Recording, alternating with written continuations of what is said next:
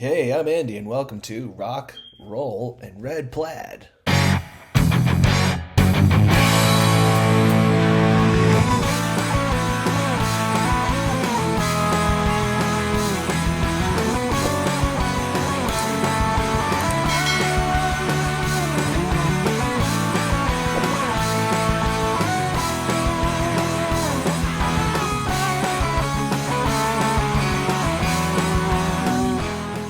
Okay, folks, we are back at it on the Rock, Roll, and Red Plaid podcast here with the lovely Emily Myers. Again, how are ya? I love She's it. she's Boston wreaking showing havoc on my strong. accent. I love it. Thank you for having me. I'm so excited. Yes, this is great. It's funny how sometimes the social media algorithm works. Your music just came up on an ad on Instagram. It's one of the socials, One and I'm of just them. one of them, and I'm like, this is an ad I don't want to skip. She's great, you know. Hey, that's the win right there, isn't it? You know. Oh my goodness. So thank you for doing this. We're always trying to find new artists on this show and from all over. And you said you're St. Louis? Well, I'm originally from Missouri. Now I live in Ah, Nashville. Yeah. okay. Yep. The Yep. it's I found that, it's not just country music in Nashville, it's just music in general now. It's like, Yeah.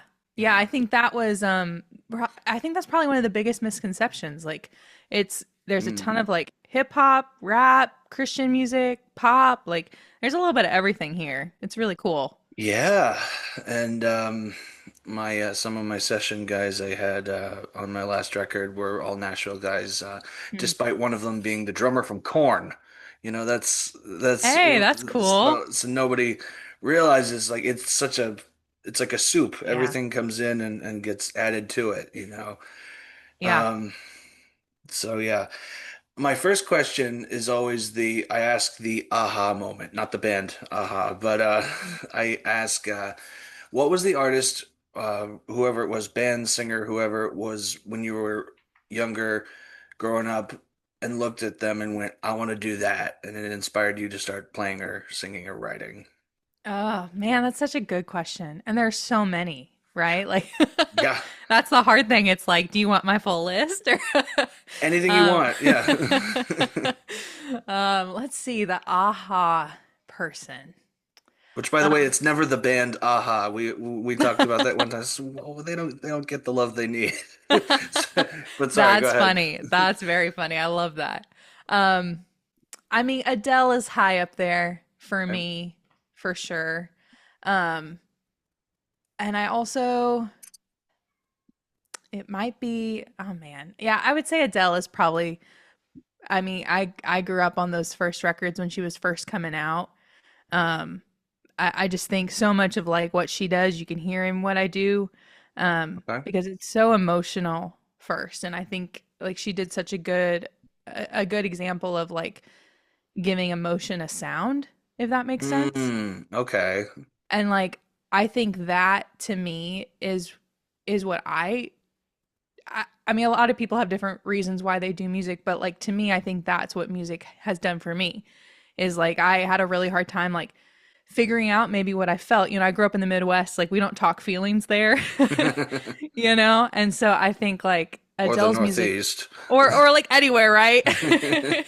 um and like music was how I figured out, what I really felt about things. And I think she was the first kind of major record that I listened to. It's like, man, she just doesn't hold back in her music, and that No, was really yeah. inspiring. Yeah, again, it's a tangible feeling when you listen to what she does. I completely agree. Yeah. It's like it's so, and it's side point, it's so funny to hear her speak because she's got this Yeah. flowing, soulful voice, and then when she speaks, she's just like, hello. I know, and I think the other thing about her is like it's so singular, you Yeah. know? It's like it's not you can't even real I mean you can give it a genre if you really want to, but Mm, it's just her, It's just like what came out of her. And I think that like as you're trying to like become a musician, like just keeping that as a North Star, like just figure out what your sound is. To me, she mm. was a great example of that. So I know she's like a huge artist and she's a huge, person to pick, but It's just kind of true. It's true for me. Right. And it's funny, that makes sense trickling down to what you do, because Mm-hmm. it's like you do wear it on your sleeve too. And it's like I was just Yeah. playing some of this your stuff for my friends today, and yes, it is country music, or if you want to, there's a broader spectrum to what you do. Yeah. But it's funny because my friend had said, there's no, and he he liked it even though he doesn't like country music. He goes, "There's no trucks, there's no yeehaws, there's no dogs. I'm in." I know. I know. So People ask, so many stereotypes. I'm uh, sorry, and I hate it too. But and it's true. Yeah. I mean, there's always truth in a stereotype, right? of course, yeah, yeah. And there are a lot of people who would say, well, it's not really country, and I think there's an argument for that. At the end of Mm, the day, like it's singer-songwriter music, truly, like at the core of it. And yeah. I get a lot of inspiration from a lot of country and a lot of Americana and a lot of Hmm. folk, and you can kind of hear all of that on the record. And yeah, I don't know, I just kind of am like, this is what it is, and country is probably the closest thing we have right now in the current genres. Yeah. Um, but it's a lot of things. It's a lot of mix of things, and I think that's okay, really. Yeah, and it's like I don't know if you ever saw the Ken Burns documentary on country music. Um, I don't know if the I have. Oh, I mean, it's Send if it to me. I think it's a PBS documentary or something like that. It's an elongated, like I think something like it's in parts, but it's like a 10-part series. So going from like Civil War times right up to Taylor Mm, Swift. And I'm like, interesting. and literally everything in between. And it That's is, but interesting. at the core of it, and the thing I got from it the most is that it is storytelling. Yeah. And that was kind of the theme that bled through the entire series. Yeah. And I see that and hear that in your songs too, because um, Yeah, like that's the thing I love. I absolutely. really I'm a big believer that if we all kind of share our story, then nobody will feel alone, Hmm. Like that's just kind of a mission I kind of hold for myself and my music, and like country music does that so beautifully. It Mm. just kind of lets people in on what is real everyday life, and um yeah, I'll never stop loving that about it, really. No, and it's,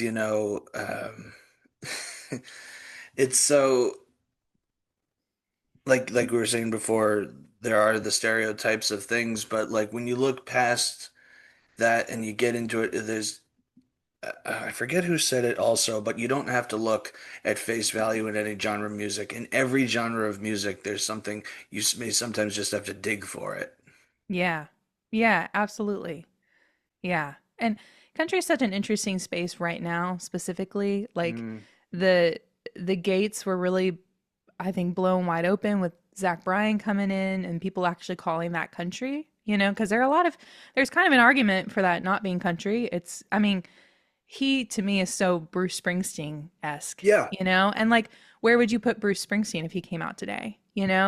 I don't It's a know. really interesting question, and like country is kind of swallowing up a lot of these kind of artists that just don't really have a place right now, but they're great storytellers. And like that really is the core of it. It's like, well, this music tells a beautiful story, and it captures so many of, I think, those instruments that have just been handed down for Hmm. years and years, like the steel and banjo and Yeah. mandolin and some of those things. And like that's kind of the core of what it is right now. Like there's a lot of things that people probably wouldn't think of as country that's kind of getting through the gates right now. And so it's a really interesting genre Yeah. to kind of explore at the moment. I've had you're I think the third country act I've had on this. I do it at this podcast in batches of 8.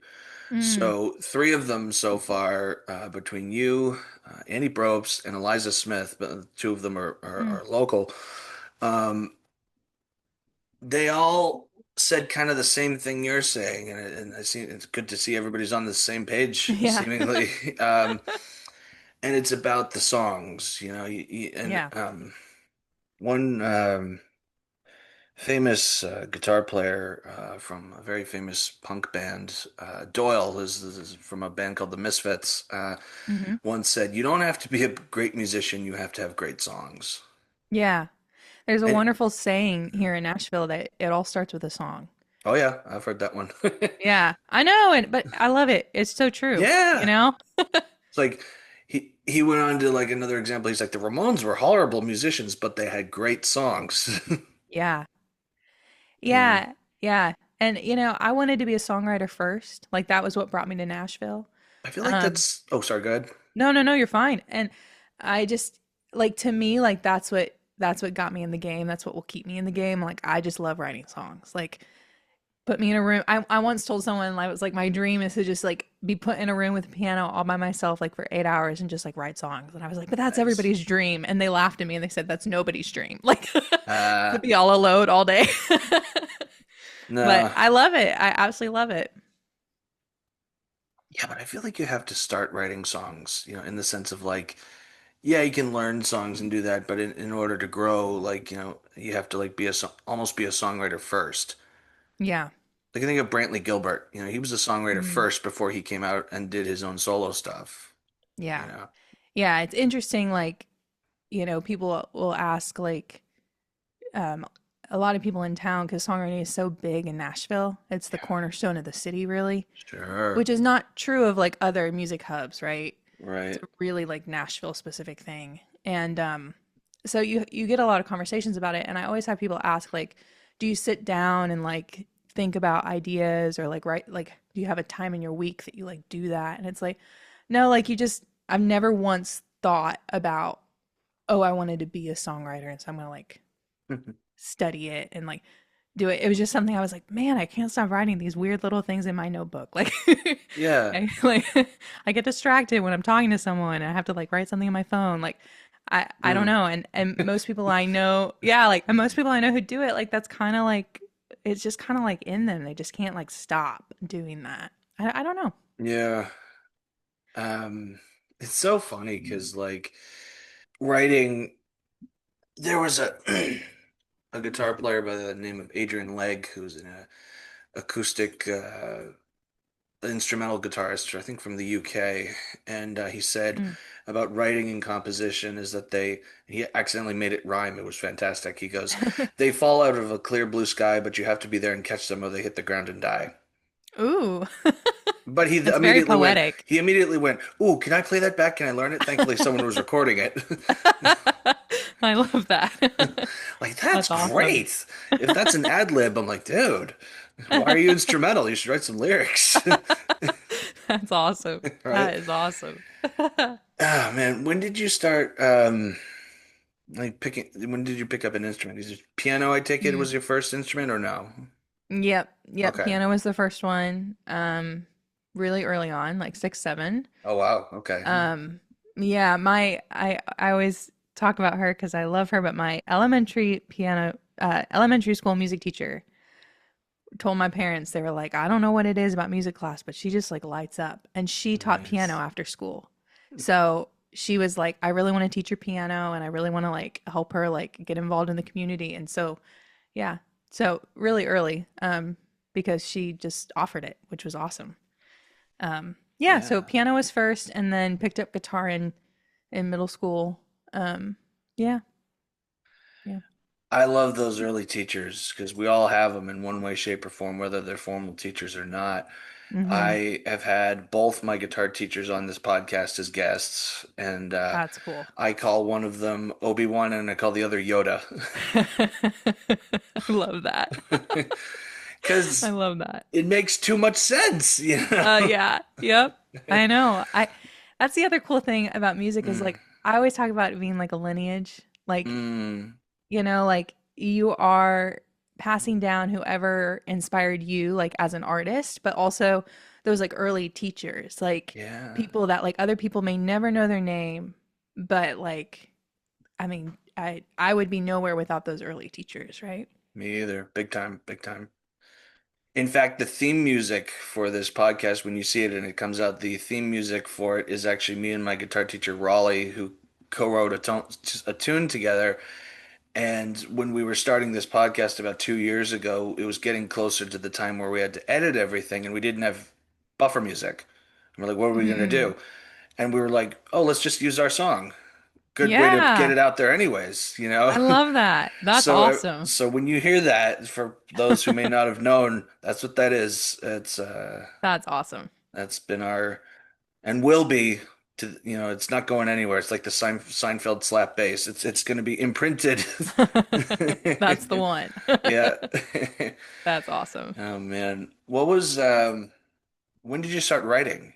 Was it straight away or did you It was in middle school. Yeah, okay. probably around like 13, 14. Hmm. Um, yeah, I didn't really mean to do it. I remember very clearly I was folding laundry and I was very bored and I was singing like I always did. And I was like, oh, this isn't a song. Like, this isn't a real song. Like, what am I singing? That's And that Emily, that's the same way I do it to this yeah. day. And nothing has changed. No, it's already it's like, is that somebody else's song? No, it is mine now. So Yeah, it was very kind of it was very funny. Yeah, and then I was just kind of hooked from that moment. It was like, nice. yeah. Nice. Yeah, it's just well, again, I'm thinking of all these quotes, and forgive me if I'm saying it's not the person who said it was. I think it was Bob Seger who said, "Keep Mm. writing, you're bound to write a good one in time," or something like that, I'm a believer of that Big time, for same. sure. Yeah. Yeah, I think like when it comes to creative stuff, like you just gotta start. Like Yeah. you're gonna write a bad song, you're gonna like put a bad idea down, and And then you're there gonna might be a record it and put it out there, and it's just gonna be like, yeah, "Why did I do this?" yeah, and it's all on the way to a great idea, you know? Hmm. Like that's the stepping stone. And nobody tells you that. Like, No. that a bad idea is the stepping stone that it takes to get to a good one, for sure. I mean, I don't know how we'll get to your new album in a second. But of the five albums I've done, of Mm. like probably 30, 35 songs total, if not going through it numerically, but it's like there's only a handful from each, except for the latest one, Mm. that I would play live on the regular. Yeah. Because you're just kind of like, okay, that was an experiment, that was an idea. We don't have to revisit that. Yeah. You know, in like in like starting to promote this new record I have coming, I was like doing a daily live stream with my fans and they were asking me to play like songs from like the first like few songs I had ever put out. And like I was at a point where I was like, ah, do I take those songs down? Like I don't know if they really like represent me well anymore. And I'm Yeah. like, but these people who are supporting me love those songs. And it was such a good reminder of like, oh my gosh, like I had no idea that there were people who loved those songs. And Right.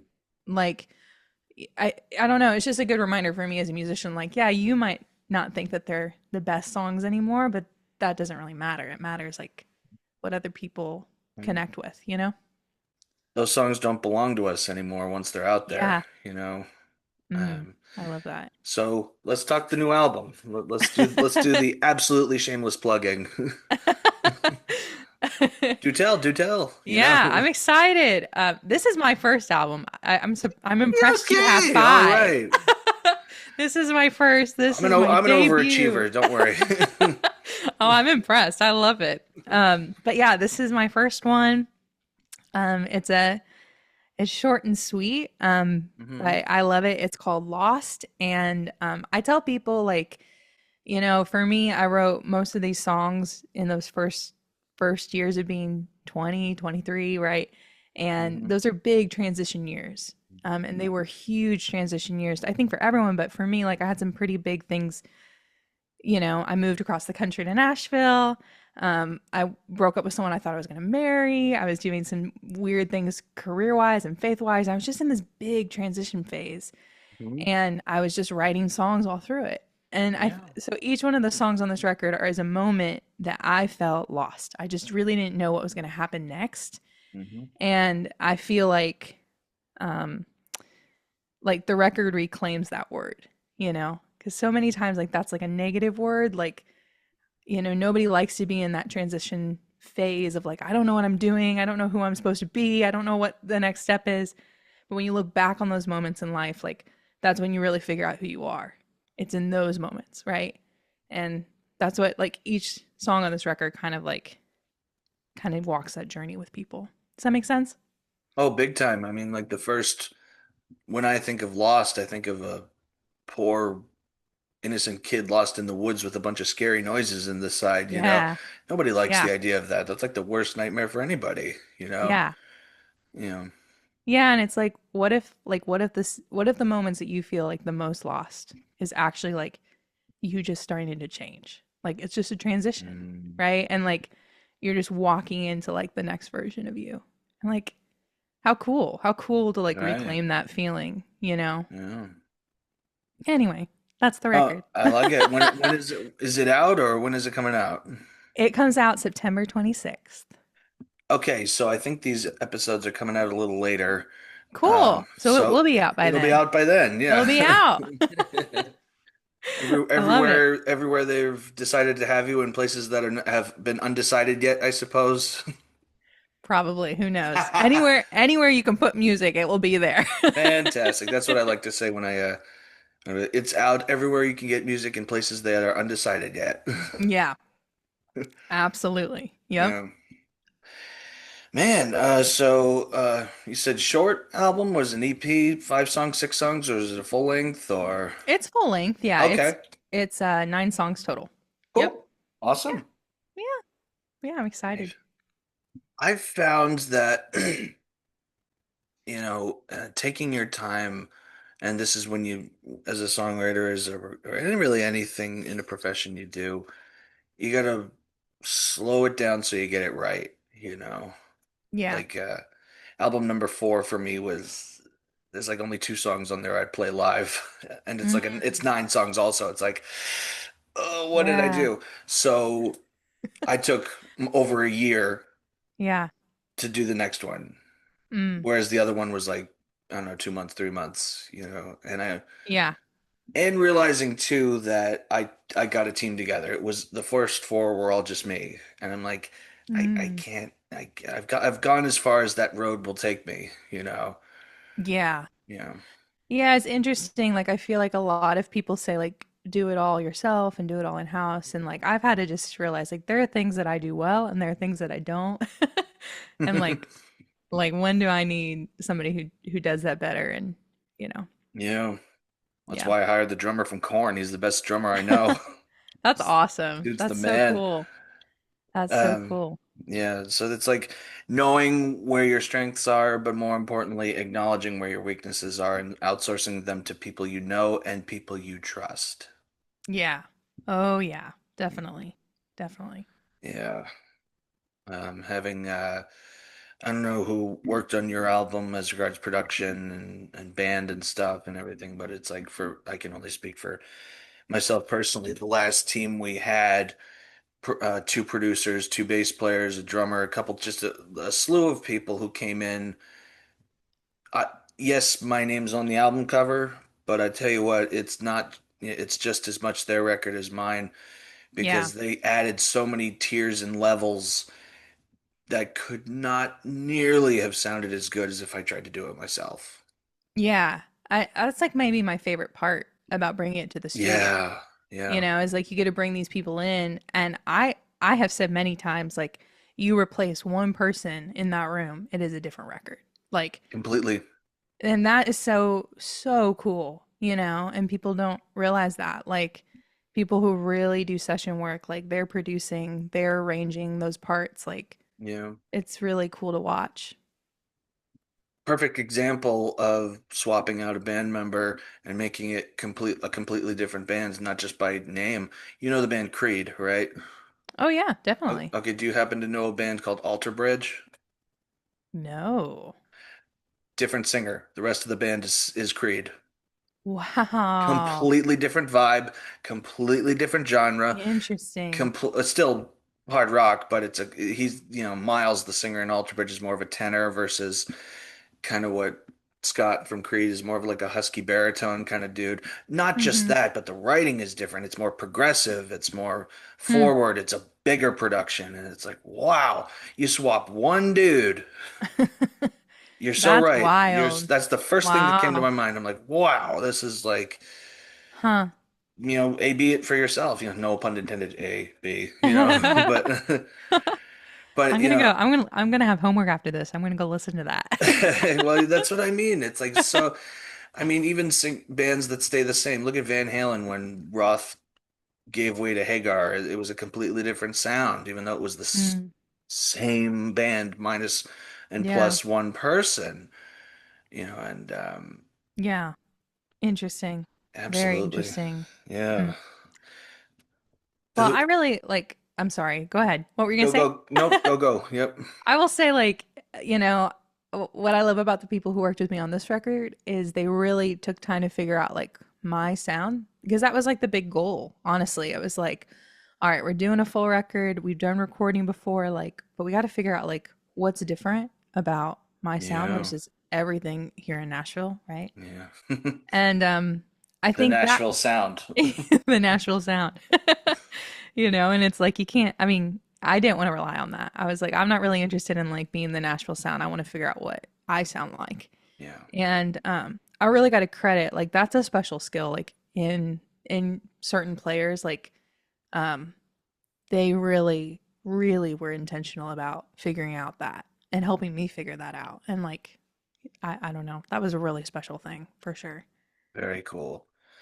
Um, it's so important to every artist to have their signature, as it were. It's like you look at a painting, Mhm. it's Picasso, or whatever Yeah. else, it's like you go to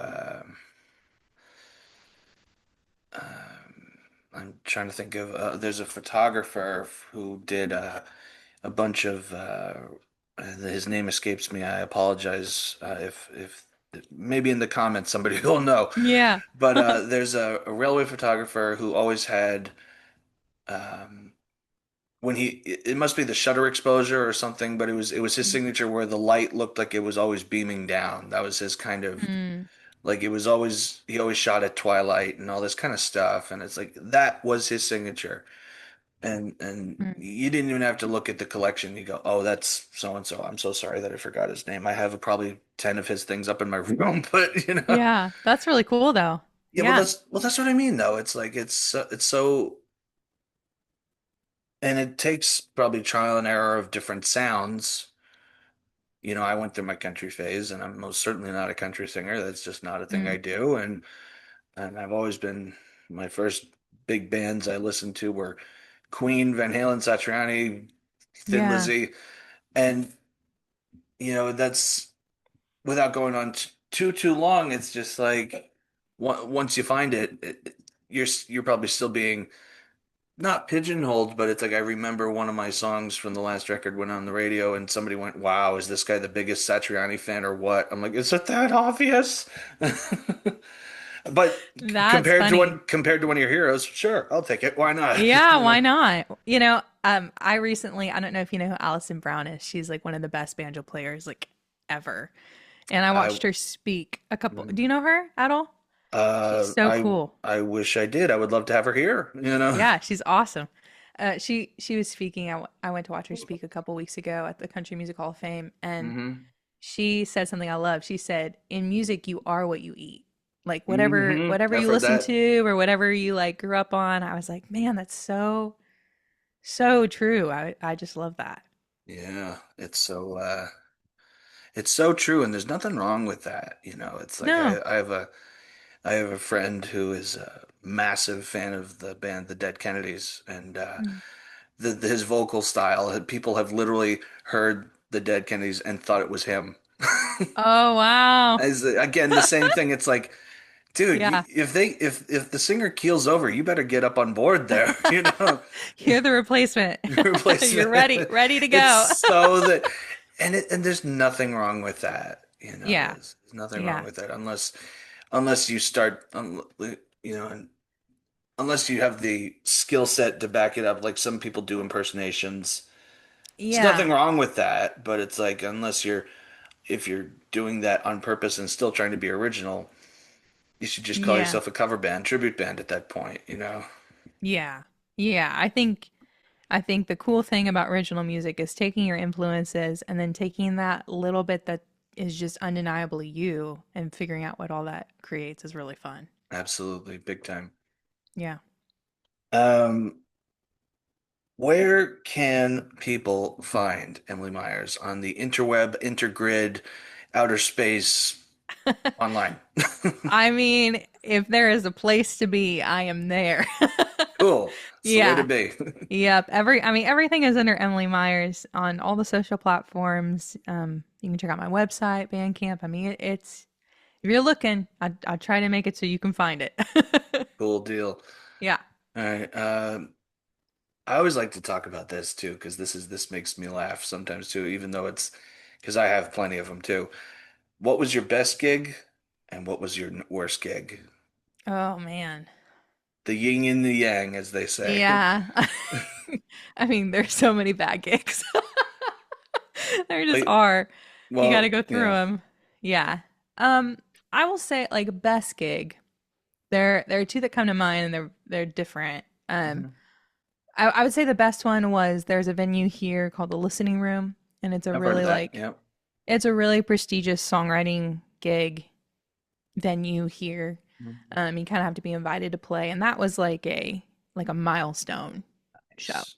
Like that was like this is what I moved here to do, and was really grateful. Like a ton of people came out to support and got to premiere a song that's on the record. You know, like the week after I wrote it, and so there was just Yep. and saw like. That show is so special because like it was a milestone moment. I played a song that has become like a signature song for me, and after the show, I had a woman come up and she was just in tears, like she's like moved by that song, and like you Oh, could see it. wow. You know what I mean? And like you could, and like there are strangers I've met from that show that like I have a relationship with today. Like so, I think that show like on a lot of levels, from like a fan level and like making connections level and like a milestone writing level and just like a career level, everything kind of came together in that show. And that was really special. And I got to do it with a few friends, which is always awesome. So Always, yeah. that that is probably like one of my dream gigs. Um, Bad gigs. Oh my gosh, there's just been so many. Um, If you need me to break the ice, I've got a yeah, few. go for it. Yeah. Okay. I have a few, and if I've repeated this on this podcast, I apologize. But I don't ask anymore if I told you this. I said, how many times have I told you this? So I remember one time I was at a music camp when I was like a teenager. This is kind of like how I cut my teeth learning to play live and with different random people. It was Yeah. these band camps.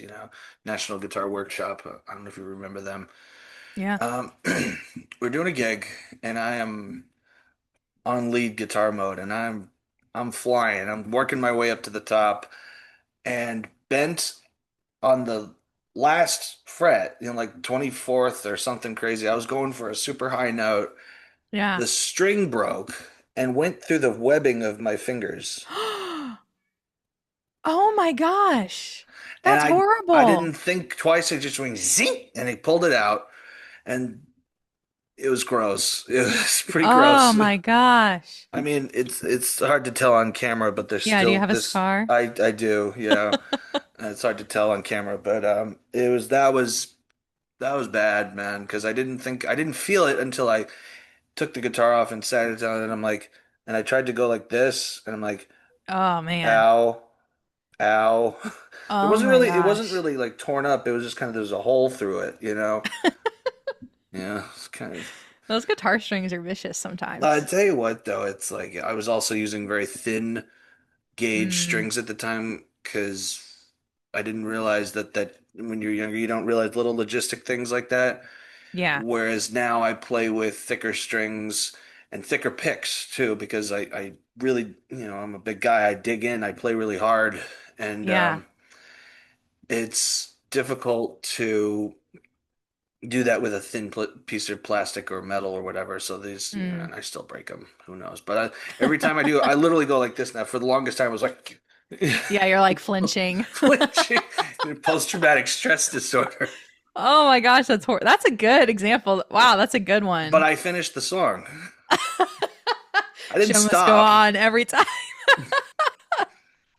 That's amazing. Oh my gosh. Wow. That's funny. Yeah, that That's that was that horrible. was bad, man. All right, I figured out my worst one. Perfect. I went through a list. The elongated list. A little bit, yeah. Yeah, I've battled stage fright personally. I don't know if you do at all, but I've had some A pretty nasty little. bouts of it. Finally came up with some good ways to combat it now, but when I was younger, I mean, I was in high school. Hmm. Oh my gosh. And I there was a girl who was supposed to sing the national anthem for some kind of convention, Sure. and she got sick, and I was asked to do it like it was probably like 30 minutes before. And I was like, well, yeah, like I know that song. Like, no That worries, may you know? that may be the most difficult gig of them all. Whether you're Yeah, playing it or singing it, yeah, you can't mess that up and you can't interpret. you can't. And so I Unless was you're like, Jimi yeah, Hendrix. yeah, unless you're Jimi Hendrix. Yeah, and so I was like, yeah, I can do that, like no problem. Like you can sing that like without even thinking, right? Mhm. And I go and I, the problem with that song Hmm. is the pressure of that song. Yeah, It's not that like you don't know the song. Everybody sure. knows the song. Sure. But my little stage fright, little like 17-year-old brain went, "Oh my gosh, I didn't realize that there were like 500 people here and like I'm singing the national That's anthem a and big like I crowd. and it's like 30 minutes before and like I have not even like warmed up and pressure blah, blah, blah. And so I blanked. I completely blanked and it was horrible. Oh my gosh, it Like was on the horrible. words or the what On the or words, on the oh my words. God. I know it was horrible. That was the worst one. Yeah. And it wasn't that I didn't know it. Like All that's the right. thing. It's like it's never that you don't know it. It was just like Yeah. yeah, didn't have the stage fright under control, you know? Took Right. over. Yeah. Took over. That was the worst one. Oh, I thought of another bad one. Sorry, I don't want to I detach, know, but once you we start have so going, you're many. like, ah, I I don't for my solo music, I don't have a backing band right now, so I use my laptop over the PA for backing tracks. yeah. At one gig, I had a whole hour prepared and I had to do an hour. Yeah. I didn't have monitors and I could Oh. not hear my track at all. Oh. Oh, that's not So good. I had to stop the track and think on my feet for a whole hour. I Oh. improv a set for an hour, and none of the songs I did. I did a completely like just out of my head. I just think of something random, and Yeah. and everybody was like, "That was amazing." I'm like, "Oh, that was a disaster." You should have seen what I had prepared. Oh, that's funny. I had another one. Another special mention is I had a fire alarm go off. Well, Yeah. I did too, but we couldn't hear it Did because we you? were so loud. Oh, that's funny. We just That's saw the, funny. just saw the Yeah. lights, and then we're like, "Do we need to go?" No, I straight up had to evacuate a venue, which I don't know why, like, no, Oh, I don't know why the venue didn't come up and do that, but it was like, I'm looking at, it was kind of yeah. I'm looking at someone like, is that a fire alarm? Like, do we need to get out of here? And they were like, yeah. And police, fire trucks came and the whole thing. I had it, but the reason why it wasn't the worst gig Hmm. is because one, you can't top the Star Spangled Banner, No, but right. the reason why it wasn't the worst is because I grabbed my guitar on the way out because it Mhm. was like in between like my friend who was opening and that was supposed to be me. Sure. And I was like, they're gonna leave. Like I would leave. Like I don't know how long this is gonna be. And so I grabbed my guitar, I grabbed the opener, and my husband's a great guitar player. I gave it to him and I said, just Right on. just follow me. Like we're gonna do songs here in the parking lot, like over the fire alarm. Yes. Yes. And and so Kumbaya yeah, style. we did like a whole bunch of covers and like people were so into it. Like people still talk to me about that to this day. Nice. And what was so funny is like that venue was like a part of like it was like more like an entertainment center. So like the venue was in the back, but then there was like a bowling alley and there was like a restaurant and they all Uh, got evacuated. So it was actually really funny when we went back in to finish the gig. where was it? It was oh my gosh, it was in Cool Springs, like in Nashville. Okay. Um, you know Okay. where I'm talking No, but I have another story about? Something like that. on behalf of my friend Billy. Oh my gosh, but it was funny because like there were people who like weren't part of our show who also had to evacuate. And they Mm, like saw us doing this and like joined in and then they came nice. to the show after we all got back in because Okay, right on. so it Right on. ended up being really funny and really cool, but it was like what in the world is going on? Yeah. So funny. Yeah. Yeah, one of the bass players who played on my last record, Billy Sheehan. I don't know if you happen to know that name. I don't. Played in the band Mr. Big. He was in David Lee Roth's solo band in the '80s, Cool. and they had this like anniversary of the record he did with David Lee Roth or something, and they were gonna go like what's the word? Crash. They were gonna crash a an open mic in L.A. David Lee Roth, Steve Vai, Billy Sheehan, and their Wow. drummer. And word got out that they were Yeah. going to do it. And in a 200 seater venue, 1,500 people got crammed in there. The Whoa. fire marshal came over. They're like, "You got to leave, or we're shutting it down." Yeah. And that's what happened. And apparently, they never got to play. They never got to play. Oh, that's a bummer. That's too bad. And I'm like, That's funny because as soon though. as you sing, I'm like, "Is this Lucky Strike?" Because that you said when you said bowling alley, I'm like, "Wait a second, was is this the same fire Yeah, drill no, thing?" it was As not, but that would have okay. been wild. Wow. That's funny. Okay, because yeah, that's great. Oh my gosh. Well, Yeah. what is on the docket for you, show wise and everything coming up? Obviously, Boston at some point, right? Right? Ah, I know. I was telling you before this, I was like, Boston's like my one city like I want to go to this year. We've looked at flights, like we looked at the whole thing. There Um, are a handful of, well, in Salem, which is like 2 towns over from here, yeah. which by the way, never go in October. Come in later. It's just way too crowded. Tickets as someone who I've was heard born and that. raised in Salem. Just come in after or before, you know? I would love to visit Salem though. It'd be cool. There's a country club, not a country club, but like a country music club Really? there that That hey, would be great. I'm here for I'd it. open for you guys. I'd twang it up if I had to, or go unplugged, I believe whatever. in you. I love Yeah, it. let's make it happen. All right. I love it. All right. So as regards that, yeah, what's Yeah, on the right. docket for the rest of 25 here? I mean, I don't know about you. I'm kind of looking at it 25, but 26. We're already kind of We're planning, all, yeah, right? I know. We're kind of there. As soon as I said that, I'm like, we book a year and a half in advance. I I know. know. I know. Right now, I just finished a whole kind of uh a big run, and so right now I'm in the middle of booking the next run, which will be kind of the album tour. So I'm excited about that. Literally right Nice. before I got on here, I think I'm coming to Scotland for a show, No which will way. be Is that the first wild. time? Yeah. Yeah. Yeah. Oh, speaking of which, hey, Hey. So I think that'll be really fun. We'll do some shows in the UK. We'll do a lot in the US, obviously. Nice. So just trying to figure that out and get a lot of things booked there. I Yep. do a lot, I'm from the Midwest, so I do a lot around the Midwest. Right. So we'll do a lot in like Missouri, Iowa, Tennessee, Oklahoma. That's like my normal route. But Hmm. I've had these also shows like where people have reached out to me. So we may go out to Phoenix. We may go to, we're going to Scotland, I think, some other like Yep. things that have popped up, which I'm excited about. Yep. All, yeah, part of getting this record out. So I'm excited All about it. right. And I've said it before, and I'll say it again to any artist who comes along North Shore of Boston, like Salem, Danvers, whatever. If you find yourself in the area, want to do a show, I'm in. I would love it. I would Yeah. love that. You guys, I have met more people from the Northeast than I have anywhere else down here. Hmm. It's wild. And I feel like it's because you guys have such a wonderful music scene. I just hear wonderful things. You should have seen the festival we had on the Salem Willows a couple Mm, months ago. It was like 8 bands over a whole afternoon.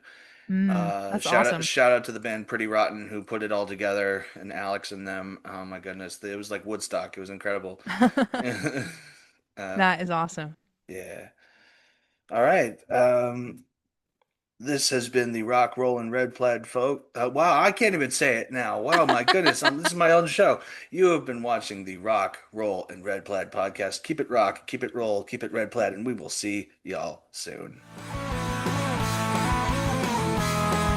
For more of my original content, visit my website, www.andyconley.com.